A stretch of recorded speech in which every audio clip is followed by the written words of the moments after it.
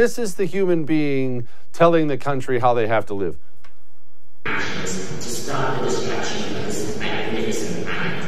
This conference is one of the most important meetings in history.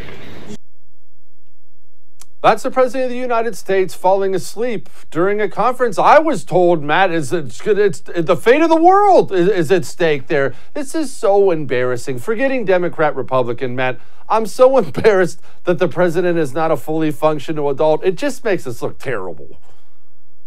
No, I agree. Look, it's some pretty boring stuff that they were talking about. I might have fallen asleep myself, but in this case, you can't tell us that you said that the world is going to end in the next 11 minutes, and if they don't give a rousing speech, we're all doomed. And then also either crap your pants or fall asleep at the meeting. I mean, this is not a highlight of American leadership around the globe. And the scary thing, Jesse, you know, there's some pretty, as was once said, bad hombres around the globe that want to do us in.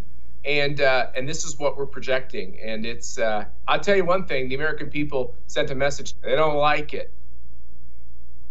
Matt, I'm glad you brought that up too, because I've tried to convey this to people. You know this, obviously. You've dealt with powerful people for a long time. People think they're somehow above this, but people make judgment calls based on how you are when they meet you or how you operate on television. I mean, Vladimir Putin, Xi Jinping, these guys see the commander-in-chief as not fully functional. I say it's a national security issue.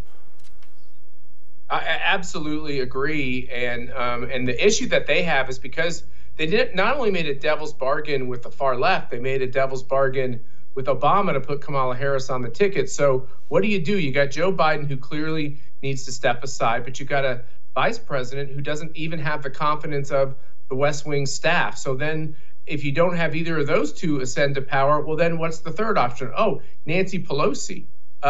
These aren't a lot of good choices. They're not exactly projecting the fact that they're the party of new ideas, youth, or vigor. Conservatives in this party and American First people, they've got the best opportunity to do the right thing for the country that they've ever had. It's a year away, and then 2 years after that. The question is, what will we do when we get that power, Jesse? Will we do the right things, or will we play stall ball, four-corner defense, offense? I don't know what it is we're going to do, but we better do the right thing, as there's going to be a political revolution in this country on the right as well.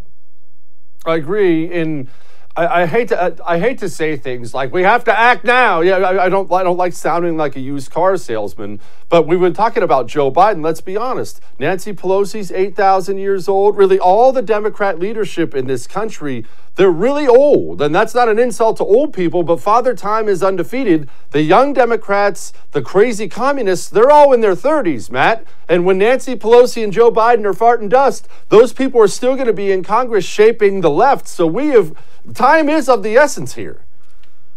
Time is of the essence. And the thing is this, what you realize when these Marxists take over a country, they change all the rules on speech and they change all the rules on elections. And when the communists or the socialists or the Marxists, whatever you want to call them, take over these states, they change those rules overnight, just like they did in the state of New York. So you're right. We're kind of at the edge of the cliff here.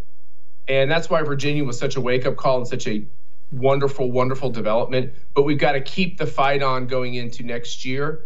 But we have to elect the type of Republican who in the end isn't really a Republican as much as they're just an American.